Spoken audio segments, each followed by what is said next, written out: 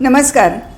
श्री न रा परांजपे लिखित श्री रामकृष्ण चरित्र हे श्री रामकृष्ण परमहंस यांचे चरित्र आपण वाचत आहोत.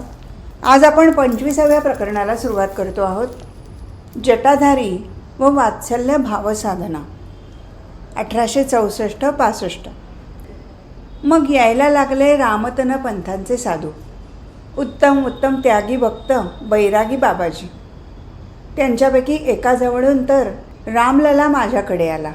त्याला म्हणजे जटाधारीला प्रत्यक्ष दिसे की रामलला नैवेद्य खात आहे अथवा एखादा पदार्थ मागत आहे अथवा फिरायला न्या म्हणत आहे. आणि या सर्व गोष्टी मलाही दिसत आहेत. श्री रामकृष्ण. भैरवी ब्राह्मणी सन 1861 दक्षिणेश्वरी आली व अदमासे 3 वर्षेपर्यंत तिच्या देखरेखीखाली श्री रामकृष्णांनी तंत्रोक्त साधनाचे यथाविधी अनुष्ठान केले. त्यानंतर वात्सल्य भावाच्या आणि मधुर भावाच्या साधनेचे वेळी त्यांना भैरवीची पुष्कळ मदत झाली. मथुर बाबूंची श्री रामकृष्णांच्या आध्यात्मिक अवस्थेसंबंधी अगोदरपासूनच उच्च धारणा होती व तंत्रोक्त साधनाखाली त्यांचा आध्यात्मिक शक्तिविकास दिवसेंदिवस वाढत चाललेला पाहून तर त्यांच्याही आनंदाला आणि भक्तीला अधिकाधिक भरती येत चालली. राणी रासमणीच्या मृत्यूनंतर मथुरबाबूच तिच्या अपार संपत्तीचे व्यवस्थापक झाले व श्री रामकृष्णांच्या साधनकालापासून ते जे काम हाती घेत त्यात त्यांना यशच मिळू लागले. हे पाहून त्यांची दृढ समजूत झाली की आपल्याला जे काही धन मान यश मिळत आहे ते सर्व श्री रामकृष्णांच्याच कृपेमुळे. या साऱ्या संपत्तीचे तेच खरे मालक आहेत व आपण केवळ त्याचे मोखत्यार मात्र आहोत. आपली सर्व तऱ्हेची काळजी घेणारे व संकटातून सोडवणारे तेच आहेत. तेच आपले सर्वस्व आहेत. त्यांची निरंतर सेवा आपल्याला कशी करावयास मिळेल? त्यांच्या साधनांमध्ये त्यांना हरतऱ्हेचे सहाय्य करणे व त्यांच्या देहाचे संरक्षण करणे हेच आपले मुख्य काम. अशा प्रकारची दृढ धारणा आणि विश्वास मनामध्ये उत्पन्न झाल्यामुळे मथुरबाबूंना श्री रामकृष्णांच्या सेवे वाचून दुसरे काही सुचेनासे झाले. त्यांच्या तोंडून एखादा शब्द बाहेर पडण्याचा अवकाश की त्याप्रमाणे काम झालेच. श्री रामकृष्णांना ज्यापासून आनंद होईल अशा गोष्टी त्यांना नेहमी शोधित असावे व त्या कारणाने श्री रामकृष्णांना आनंद झाला म्हणजे स्वतःला अत्यंत भाग्यवान समजावे. सन 1864 मथुरबाबूंनी अन्नमेरू व्रताचे अनुष्ठान केले. हृदय सांगत असे की त्यावेळी मथुरबाबूंनी उत्तम पंडित बोलावून आणून त्यांना सोन्या रुपयाचे अलंकार भांडी वगैरे दान केले. त्याचप्रमाणे व 1000 मण तीळही असेच दान केले. उत्तम हरदास व गवाई बोलावून आणून पुष्कळ दिवसापर्यंत दक्षिणेश्वरी रात्रंदिवस कीर्तने भजने आणि गाणी चालवली. मथुरबाबू स्वतः हे सर्व ऐकण्यास बहुतेक नेहमी हजर असत. श्री रामकृष्णांची तर काय, घरात एखादे मंगल कार्य असले म्हणजे मुलांची जशी स्थिती होते तशी स्थिती, भक्तिरसपूर्ण अशी गाणी ऐकताना त्यांना वरचेवर भावावेश होत असे. आणि ज्या गवयाच्या गाण्याने श्री रामकृष्णांना आनंद होऊन समाधी लागेल त्याचेच गाणे उत्तम अशी गाण्याच्या उत्तमपणाची कसोटी ठरवून मथुरबाबू त्या गवयाला मूल्यवान शालजोड्या आणि रेशमी वस्त्र व 100 रुपये बक्षीस देत असत. श्री रामकृष्णांविषयी त्यांच्या मनात केवढी भक्ती व निष्ठा उत्पन्न झाली होती हे यावरून दिसून येईल. या सुमारास बरद्वांच्या राजाच्या पदरी असलेले प्रख्यात पंडित पद्मलोचन यांच्या गुणांची व निराभिमानतेची कीर्ती श्री रामकृष्णांच्या कानावर आल्यावरून ते त्यास मुद्दाम भेटावयास गेले होते. अन्नमेरू व्रतानुष्ठानात पद्मलोचनास आणून त्यांचा सन्मान करण्याचे मथुरबाबूंच्या फार मनात होते व श्री रामकृष्णांवरही त्यांची विशेष भक्ती असल्याचे ऐकून तर मथुरबाबूंनी हृदयला त्यांना निमंत्रण करण्यास मुद्दाम पाठवले. पद्मलोचनांना आल्यावाचून आता गत्यंतर नव्हते. दक्षिणेश्वरी ते आल्यावर मथुरबाबूंनी त्यांचा योग्य सन्मान केला. पद्मलोचनांची आणखी माहिती पुढे येईल. तंत्रोक्त साधना समाप्त झाल्यावर वैष्णव मताची साधना करण्याची श्री रामकृष्णांच्या मनात उत्कट इच्छा उत्पन्न झाली आणि याला काही तशी स्वाभाविक कारणेही होती. पहिले कारण ते हे की भक्तिमती भैरवी ब्राह्मणी वैष्णव तंत्रोक्त पंचभावाश्रित साधनांमध्ये स्वतः पारंगत होती आणि यापैकी कोणत्या तरी भावामध्ये ती सदोदित तल्लीन होऊन गेलेली असे. नंदराणी श्री यशोदा हिच्या वात्सल्य भावाने आविष्ट होऊन गोपाल ज्ञानाने श्री रामकृष्णास ती जेवू घालत असल्याचे मागे सांगितलेच आहे. तेव्हा तंत्रशास्त्रोक्त साधना श्री रामकृष्णांकडून करवल्यावर वैष्णव भावाची साधना करण्याचा तिने श्री रामकृष्णास आग्रह केला असावा. दुसरे असे की वैष्णव कुळामध्ये जन्म झाला असल्यामुळे वैष्णव मताची साधना करण्याची श्री रामकृष्णांना इच्छा झाली असणे अगदी स्वाभाविक आहे. कामारूपुकूरच्या बाजूला वैष्णव मताचा बराच प्रसार असल्यामुळे त्या मताविषयी लहानपणापासूनच त्यांच्या मनात श्रद्धा होती आणि या कारणाने तंत्रोक्त साधना समाप्त झाल्यावर वैष्णव तंत्रोक्त साधनेकडे त्यांचे लक्ष वेधले असावे. साधना कालातील दुसऱ्या 4 वर्षात म्हणजे 1859 ते 62 त्यांनी वैष्णव तंत्रोक्त शांत दास्य व सख्य भावाचे अवलंबन करून साधनाद्वारा त्या सर्वात सिद्धी प्राप्त करून घेतली होतीच. यासाठी आता बाकीचे 2 मुख्य भाव जे वात्सल्य व मधुर त्यांच्या साधनेस त्यांनी सुरुवात केली. 1863 ते 66 श्री महावीरांच्या दास्यभावाचा आश्रय करून त्यांनी श्री रामचंद्राचे दर्शन प्राप्त करून घेतले होते व श्री जगदंबेची सखी अथवा दासी ह्या भावाचा आश्रय करूनही काही काल त्यांनी घालवला होता. दक्षिणेश्वरावरून पुरीला जाण्याचा रस्ता असल्यामुळे अनेक साधू, संन्यासी, फकीर, बैरागी लोक दक्षिणेश्वरी मुक्काम करून राणी रासमणीच्या देवळातील पाहुणचार 2-3 दिवस घेतल्या वाचून जात नसत. श्री रामकृष्ण कधीकधी आम्हाला म्हणत, केशवसेन येथे येऊ लागल्यापासूनच तुमच्यासारख्या यंग बेंगॉल मंडळीचे येथे येणे सुरू झाले. त्यापूर्वी येथे किती साधू संत, त्यागी, संन्यासी, बैरागी, बाबाजी येत असत ते तुम्हाला कुठे ठाऊक आहे. आगगाडी सुरू झाल्यापासून ते लोक आता इकडून येत जात नाहीत. आगगाडी होण्याचे पूर्वी ते लोक गंगेच्या तीराने पायवाटेने गंगासागराचे स्नान करण्यास आणि श्री जगन्नाथाच्या दर्शनास जात. वाटेत येथे त्यांचा दुसरा एखादा मुक्काम अगदी हटकून होई. काही साधू तर येथे काही दिवसापर्यंत राहतही असत. साधू लोक दिशा जंगल व अन्नपाणी यांची सोय असल्यापासून एखाद्या ठिकाणी मुक्काम करत नाहीत. दिशा जंगल म्हणजे शौच वगैरेसाठी निराळी निर्जन जागा व अन्नपाणी म्हणजे भिक्षा. भिक्षेवरच त्यांचे शरीर धारण असल्यामुळे जेथे भिक्षा मिळू शकेल तेथेच ते मुक्काम करतात. इथे रासमणीच्या बागेत भिक्षेची चांगली सोय आणि गंगामाईच्या कृपेने पाण्याचीही कमतरता नाही. शिवाय दिशा जंगलाची उत्तम सोय. या कारणाने साधू लोक येथे एखादा मुक्काम हटकून करीत. एकदा मनात अशी इच्छा उत्पन्न झाली की हे येथे इतके साधू संत येतात तर भिक्षेशिवाय त्यांना इतर ज्या काही वस्तूंची गरज असेल त्याही येथेच मिळण्याची काहीतरी सोय करून द्यावी. म्हणजे ते अगदी निश्चिंत होऊन साधन भजनात निमग्न होतील आणि ते पाहून आपण आनंद करू. मनात येताच मथुरबाबूंना ही गोष्ट बोललो. ते म्हणाले, एवढंच ना बाबा, त्यात काय आहे, मी आता सारी व्यवस्था करून देतो. ज्याला जे द्यावेसे वाटेल ते त्याला देत जा. काली मंदिराच्या भांडारखान्यातून सर्वांना शिधासर्पण मिळण्याची सोय होतीच. त्याशिवाय साधू लोकांना ज्याला जे हवे असेल ते देण्यासाठी लोटे, कमंडलू, आसने, कांबळी, नशा करण्यासाठी भांग, गांजा, तांत्रिक साधूंसाठी मद्य वगैरे सर्व जिन्सांची मथुरबाबूंनी व्यवस्था केली. त्यावेळी तांत्रिक साधू बरेच येत असत. त्यांच्या श्रीचक्राच्या अनुष्ठानास लागणाऱ्या सर्व जिन्सांची मी अगोदरपासूनच व्यवस्था करून ठेवी. त्या सर्व पूजाद्रव्यांनी ते जगदंबेची पूजा करीत. त्यावेळी मला फार समाधान वाटे. श्रीचक्राच्या अनुष्ठानाचे वेळी ते कधीकधी मलाही बोलवून घेत व मद्य ग्रहण करण्याचा आग्रह करीत. पण त्यांना जेव्हा समजून येई की मी मद्याचे कधीच ग्रहण करू शकत नाही, त्याच्या नुसत्या नामोच्चारानेच मला नशा प्राप्त होते, तेव्हा ते आग्रह करत नसत. त्यांच्याजवळ बसले म्हणजे मद्याचे ग्रहण करावे लागतेच, म्हणून मी त्याचा आपला कपाळी टिकला लावावा अथवा ते हुंगावे अथवा फार तर त्याचा एखादा बिंदू अंगुलीवर घेऊन तो आपल्या मुखात सोडावा. त्यापैकी काही साधू मद्याचे ग्रहण करून ईश्वर चिंतनात तन्मय होऊन जात. परंतु बरेचसे काही सुमार न ठेवून भांडीच्या भांडी रिचवीत आणि शेवटी पुरते झिंगून जात. एक दिवस याचा अतिरेक झालेला पाहून नशा करण्याचे सर्व पदार्थ देणेच मी बंद करून टाकले. एकेका वेळेला एकेका प्रकारच्या साधूंची जशी रहदारी लागे. एकेवेळी संन्यासी परमहंस साधूच येऊ लागले. उगीच पोटभरू बैरागी नव्हेत तर खरे खरे संन्यासी परमहंस. आपल्या खोलीकडे बोट दाखवून म्हणाले, त्या खोलीत त्यांची एकसारखी ये जा सुरू असे आणि रात्रंदिवस एकसारखी अस्ति, भाती, प्रिय यांच्या अर्थाची चर्चा व साऱ्या वेदांताच्या गोष्टी चालत. रात्रंदिवस वेदांत वेदांत, दुसरे काही नाही. त्यावेळी मला रक्त अमांश झाला होता. हातातल्या तांब्या खाली ठेवायची सोय नसे.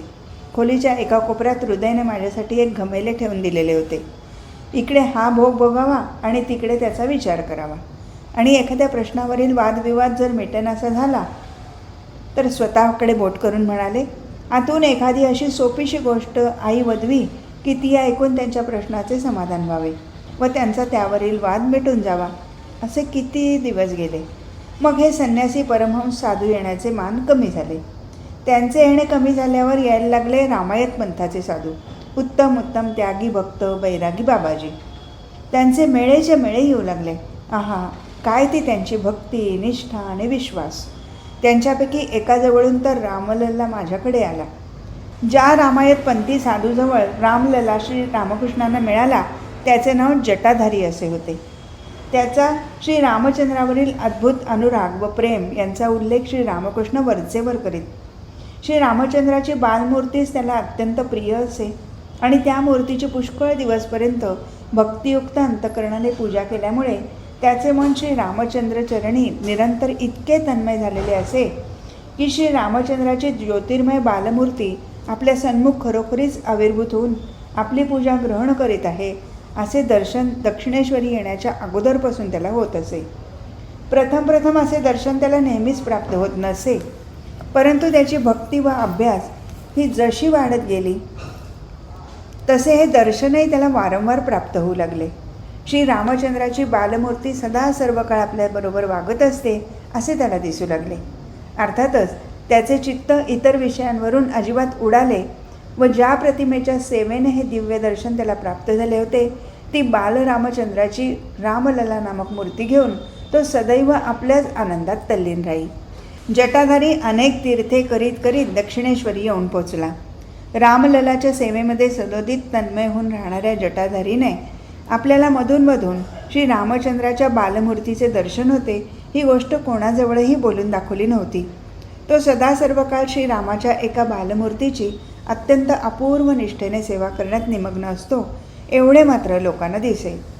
परंतु भावराज्यातील अद्वितीय अधीश्वर श्री रामकृष्ण यांनी मात्र जटाधारीला प्रथम पाहताच त्याचे गूढ रहस्य जाणले आणि त्यामुळे त्यांच्या मनात त्याचेविषयी विशेष श्रद्धा उत्पन्न होऊन त्याला लागणाऱ्या सर्व वस्तूंची त्यांनी नीट व्यवस्था करून दिली. दररोज त्यांनी त्याच्याजवळ पुष्कळ वेळपर्यंत बसावे व त्याची पूजा नीट लक्षपूर्वक पाहावी. अशा रीतीने जटाधारी बाबाजींवरील श्री रामकृष्णांची श्रद्धा दिवसेंदिवस अधिकाधिक वाढत चालली. मागे सांगितलेच आहे की या समयी श्री रामकृष्ण श्री जगदंबेची सखी अथवा दासी या भावातच तन्मय होऊन राहत असत. श्री जगदंबेसाठी पुष्पाच्या सुंदर सुंदर माळा गुंफण्यात, तिला पंख्याने वारा घालण्यात, मथुर बांबूंना सांगून नवे नवे दागिने करून तिला सजवण्यात व स्वतः स्त्रीवेश घेऊन तिला गाणी गाऊन दाखवण्यातच ते सदोदित निमग्न असत. अशावेळी दक्षिणेश्वरी जटाधारीचे आगमन झाले व त्यांच्या मनात श्री रामचंद्राविषयींची भक्ती व प्रीती एकदम जागृत झाली. त्यांना श्री रामचंद्राचे जे दर्शन झाले होते तेही त्याच्या बालमूर्तीचेच. म्हणून पूर्वोक्त प्रकृती भावाच्या प्राबल्याने त्या दिव्य बालकाविषयी त्यांच्या मनात वात्सल्य भावच उत्पन्न व्हावा हे साहजिकच दिसते. मातेला आपल्या हृदयात आपल्या बालकाविषयी जो एक अपूर्व प्रेमाकर्षणाचा अनुभव येतो तसाच त्या बालक मूर्तीविषयी श्री रामकृष्णांच्या हृदयात उत्पन्न झाला आणि सदैव रामललाच्या संगतीत राहण्यात त्यांना आता काळ वेळेचे भान राहीनासे झाले. श्री रामकृष्णाच्या मनाची रचना अशी विलक्षण होती की कोणतेही काम अर्धवट करणे त्यांना बिलकुल सहन होत नसे. जगातील सर्व व्यवहारात दिसून येणारा हा त्यांचा स्वभाव आध्यात्मिक विषयामध्येही तसाच दिसून येईल. असे दिसून येईल की स्वाभाविक प्रेरणेने एखादा भाव त्यांच्या हृदयात उत्पन्न झाला म्हणजे ते त्यात इतके तन्मय होऊन जात की त्या भावाची चरमसीमा गाठल्याशिवाय ते कधीही स्वस्थ म्हणून बसत नसत.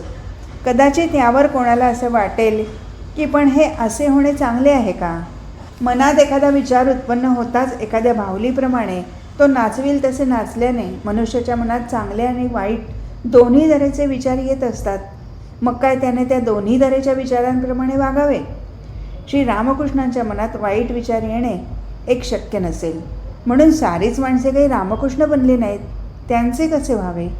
त्यांनी अर्थात आपल्या मनावर संयमाच्या योगाने ताबा ठेवून आपले वाईट विचार आवरून धराव्यास नकोत काय? वरवर पाहता ही गोष्ट युक्तिसंगत अशी वाटली तरी त्याबद्दल आम्हालाही काही सांगण्यासारखे आहे.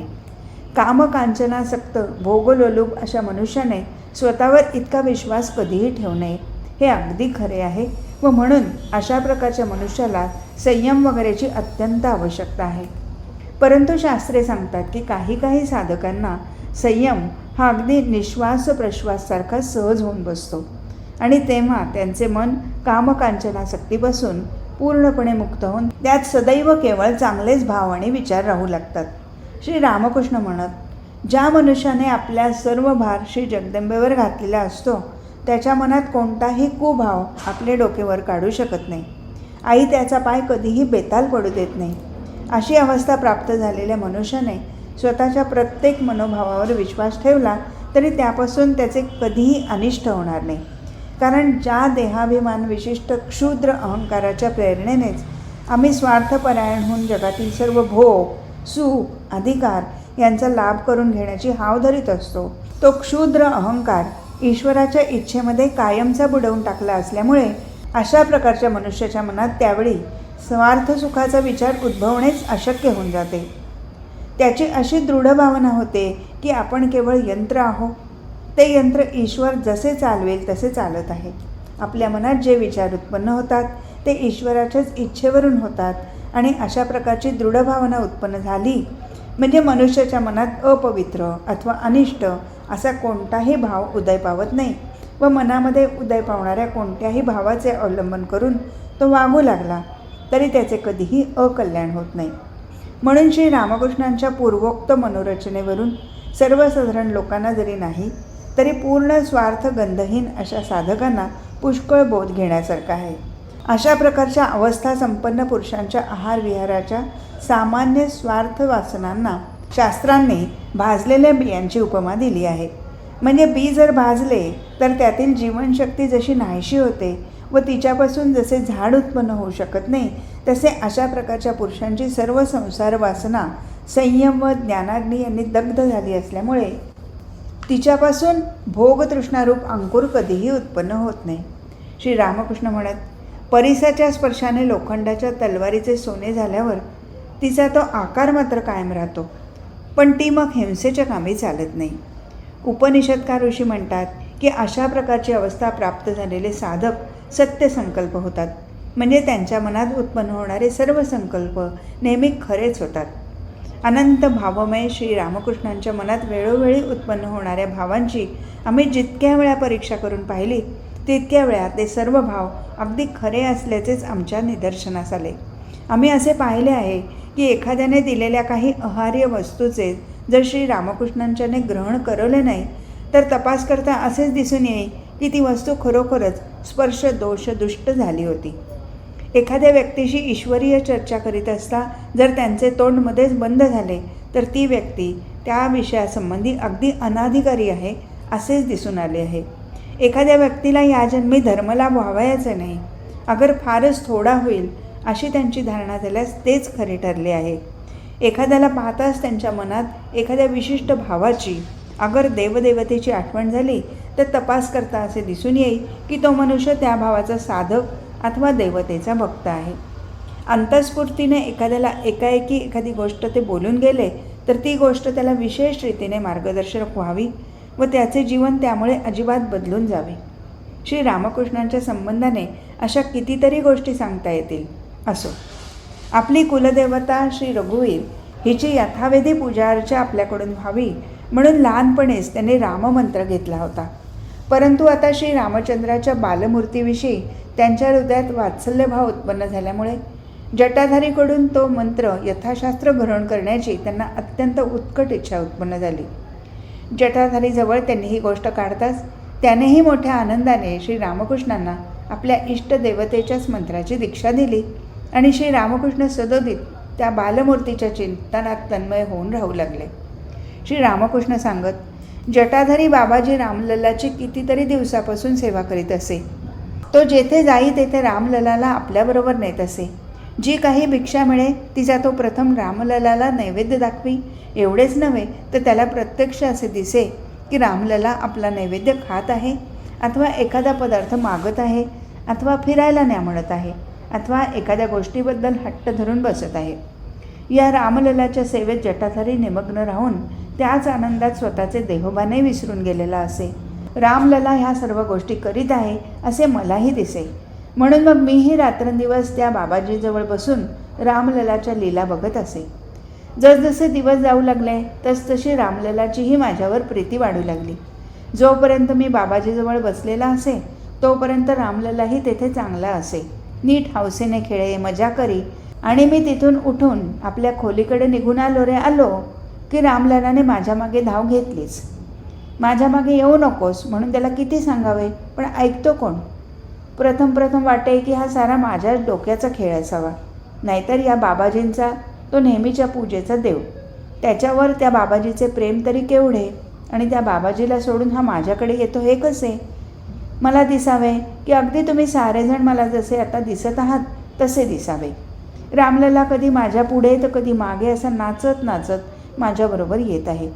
एखाद्या वेळी मांडीवर बसण्याचाच त्याने हट्ट धरावा. बरे, एखाद्या वेळी त्याला चांगला मांडीवर घ्यावा, पण मग त्याची खाली उतरायची घाई.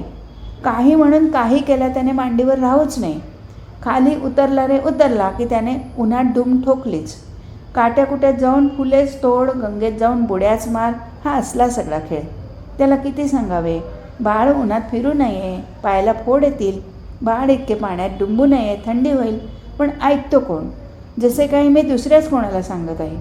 फार तर उगीच एखाद्या वेळी त्याने त्या पद्मपत्रासारख्या सुंदर डोळ्यांनी माझ्याकडे टक लावून पाहावे आणि खदाखदा हसावे.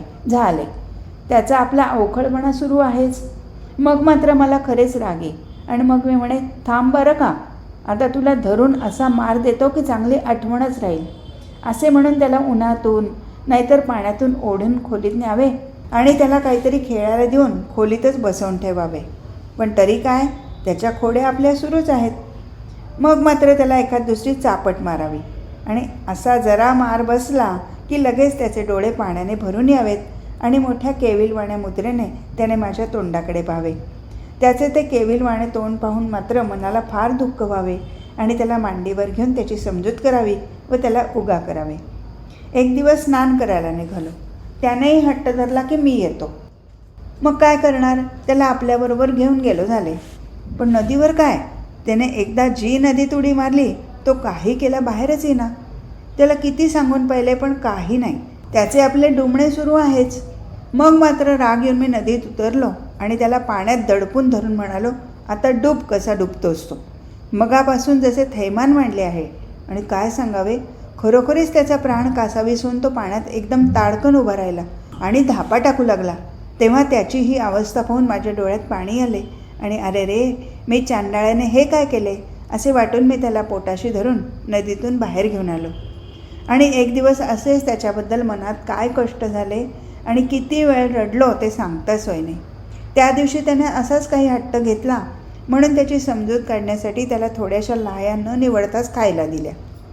थोड्या वेळाने पाहतो तर त्यातली फोलपटांनी त्याची नरम जीभ चिरली आहे. हे बघून मात्र मला ब्रह्मांड आठवले.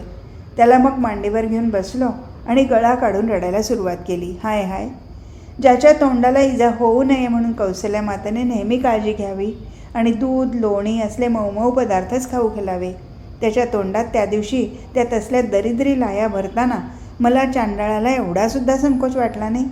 बोलता बोलता श्री रामकृष्णांचा तो त्यावेळचा शोक पुन्हा उसळला आणि आमच्यासमोर गळा काढून ते एवढ्याने ओक्साबक्षी रडू लागले की त्यांच्या त्या दिव्य प्रेमाचा लवलेशही आम्हाला समजला नाही, तरी आमचे डोळे पाण्याने भरून आले.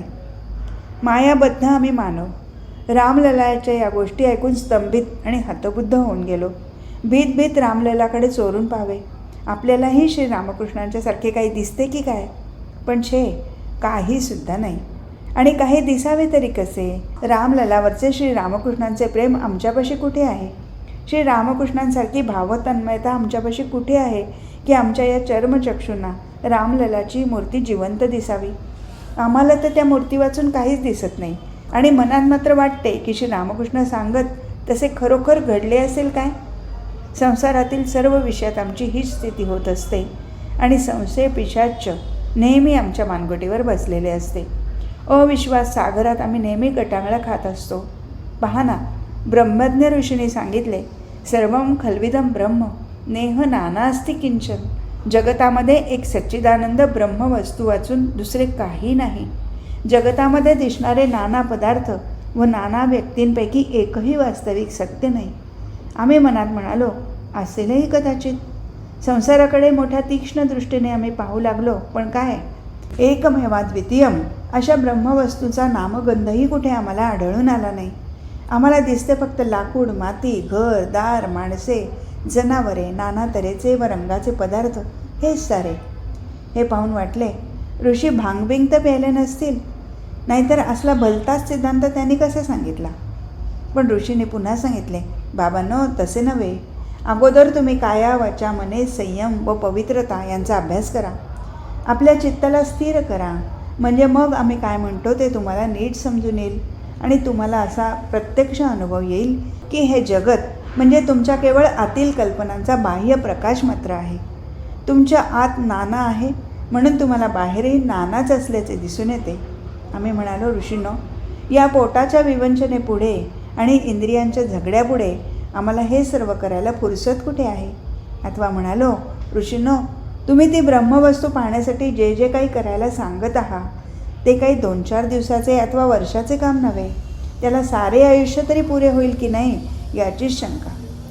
बरे, समजा तुमची ही गोष्ट ऐकून या विषयाच्या मागे लागलो आणि समजा की ती तुमची ब्रह्मवस्तू आम्हाला दिसली नाही आणि तुमचा तो अनंत आनंद लाभ आणि शांती वगैरे सर्व जर नुसत्या कविकल्पनाच ठरल्या, तर मग धड हेही नाही आणि तेही नाही असे होऊन आमची त्रिशंकूसारखी केविलवाणी स्थिती होईल. क्षणभंगूर असो की अनेक काही असो, पण या पृथ्वीतल्या सुखाला आम्ही आचवू आणि तुमचे हे अनंत सुखही हाती लागणार नाही. छे ऋषींनो, तुम्ही आपले त्या अनंत सुखाचा खुशाल आस्वाद घेत राहा. तुमचे तुम्हालाच ते लखलाभ हो. आम्हाला आपले हे रूपरसादी विषयापासून जे काही थोडे बहुत सुख मिळेल तेवढेच पुरे. उगीच 1000 तर्क, युक्त्या आणि विचार यांचे झेंगट आमच्या मागे लावून आम्हाला भलत्याच फंदात पाडू नका आणि आमच्या या सुखाची उगीच माती करू नका. बरे, ही ब्रह्मज्ञानाची गोष्ट सोडा, परंतु इतर गोष्टीत, संसारातील गोष्टीत तरी आमचे मन सर्वथैव संशयहीन असते काय. आप्तवाक्यावर पूर्ण विश्वास ठेवून वाटेल तसे प्रसंग आले तरी त्याप्रमाणे वर्तन करण्याचे धैर्य किती लोकात दिसून येते. विश्वास, श्रद्धा यांचा जोर नसेल, हातात एकदा घेतलेली गोष्ट तडीला नेण्यात प्रयत्नांची शिकस्त करण्याची चिकाटी नसेल, तर संसारातील गोष्टीत तरी आम्हाला यश कसे मिळावे.